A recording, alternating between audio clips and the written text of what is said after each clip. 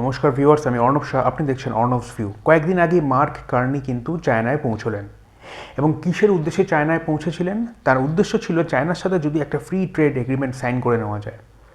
তার কারণ তিনিও কিন্তু ভবিষ্যৎ দেখতে পাচ্ছিলেন, কারণ তিনিও জানেন আমেরিকা যেভাবে বিশ্বের বিভিন্ন দেশে প্রভাব বিস্তার করছে, সেখানে কিন্তু এই সমস্ত দেশগুলো, যে দেশগুলো এতদিন পর্যন্ত আমেরিকার উপর নির্ভরশীল ছিল, তাদের কিন্তু সার্ভাইভ করা প্রবলেম হয়ে যাবে, বেঁচে থাকা প্রবলেম হবে।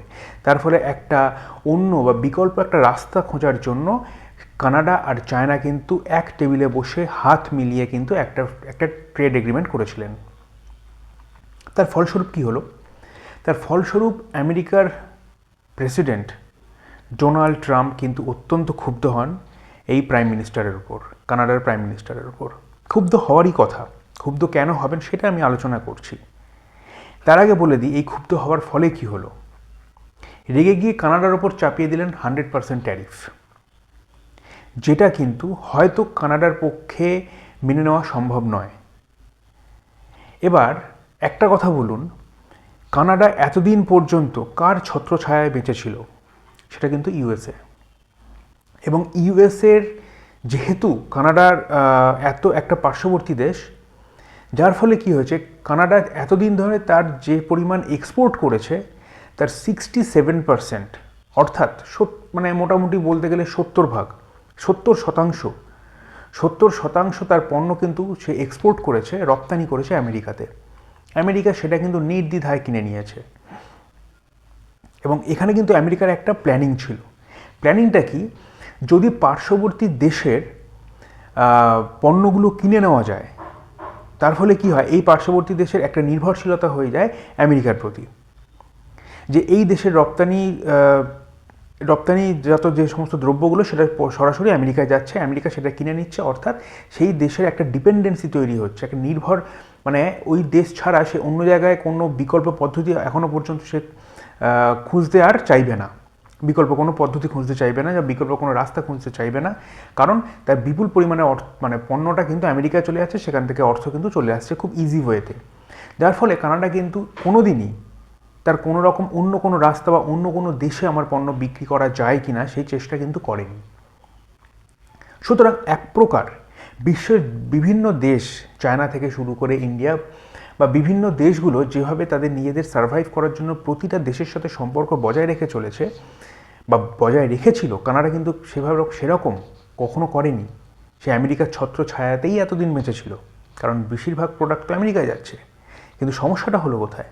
সমস্যাটা হলো ট্রাম্পের এই ধরনের ভূমিকা দেখে, বা বিশ্বের ওপর বা বিশ্ব রাজনীতিতে ট্রাম্পের এরকম একটা প্রভাব বিস্তার করছে, সেটা দেখে এই মার্ক কার্নি কিন্তু একরকম ভয় পেয়ে যায়।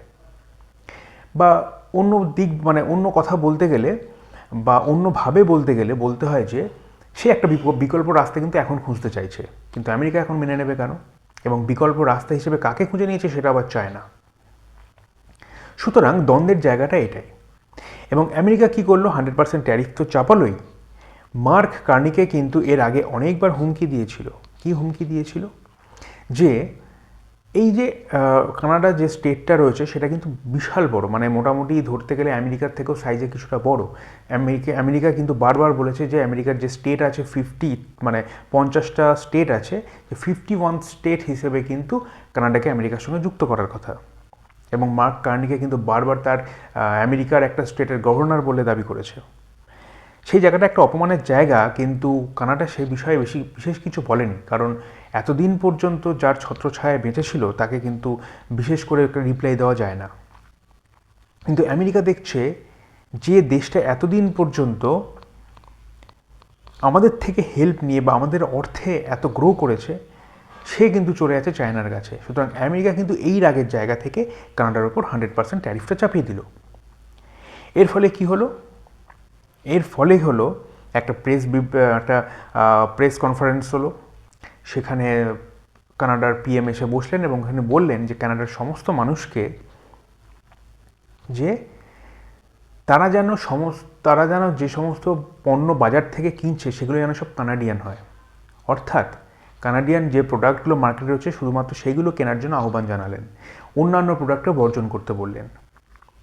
একটা কথা মনে পড়ে, কয়েকদিন আগে নরেন্দ্র মোদী যখন আমাদের প্রাইম মিনিস্টার যখন স্টেজ থেকে উদাত্ত কণ্ঠে এই কথাটা বলেছিলেন, সেখানে কিন্তু বিশ্বের বিভিন্ন জায়গায় কিন্তু এটা নিয়ে হাসি মজা করা হয়েছিল।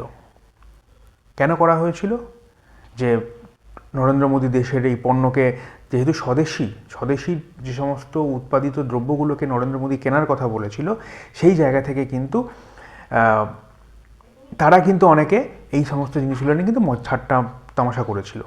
এখন সেই একই পথে হাঁটতে চলেছে কিন্তু কানাডার প্রাইম মিনিস্টার।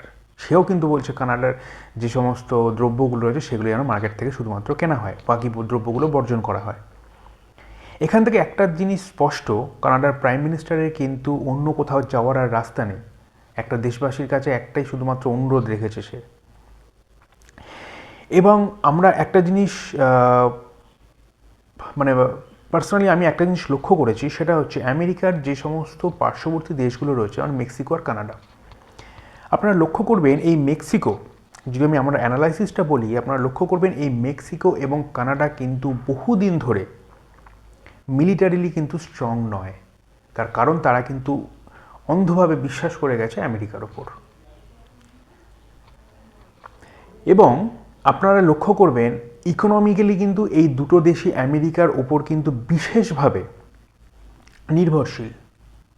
কানাডার যে সমস্ত শহরগুলো রয়েছে সেগুলো কিন্তু আমেরিকাকে কেন্দ্র করে সমস্ত গড়ে উঠেছে, এবং কানাডার কিন্তু বেশিরভাগ দেশগুলো কিন্তু ফাঁকা খালি রয়েছে। সুতরাং এই জায়গা থেকে যদি আমি বলি, তাহলে আমেরিকার রাগের একটা কারণ আছে। কানাডারও একটা বিকল্প শক্তি হিসেবে বা বিকল্প রাস্তা হিসেবে চায়নাকে বেছে নেওয়ারও কিন্তু অধিকার রয়েছে, সেটাও কিন্তু ভুললে চলবে না। এবার আমরা এরপর আসি ভারতের কথায়। ভারত কিন্তু বহু দিক থেকে এবং বহু দিন থেকে গালফ কান্ট্রিগুলোর ওপর কিন্তু নির্ভরশীল। কেন নির্ভরশীল সেটাও আমি বলে দিই। গালফ কান্ট্রিগুলোতে এগ্রিকালচারাল প্রোডাক্টগুলো কিন্তু বিশেষভাবে যেগুলো ভারত রপ্তানি করে সেটা কিন্তু গালফ কান্ট্রিতে, যার ফলে ভারত কিন্তু 56% to 60% যে এগ্রিকালচারাল প্রোডাক্ট আছে বা ভারতের টোটাল যে এক্সপোর্ট মার্কেটটা রয়েছে সেটা কিন্তু ট্রান্সফার হয় গালফ কান্ট্রিগুলোতে, আরব আমিরাত, তারপর ইউএই, গালফ কান্ট্রিগুলো যেগুলো রয়েছে সেগুলোতে কিন্তু ট্রান্সফার করা হয়।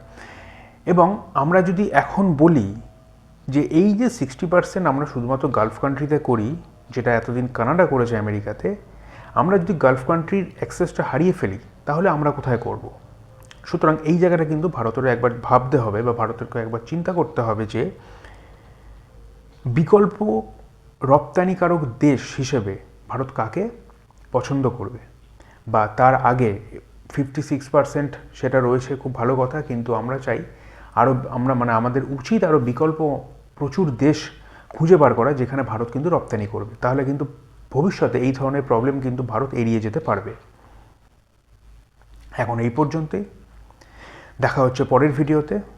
এই বিষয়ে নতুন কোনো আপডেট এলে সবার আগে নিয়ে হাজির হব আমি, অর্ণব শাহ, আপনাদের সাথে। জয় হিন্দ, জয় ভারত।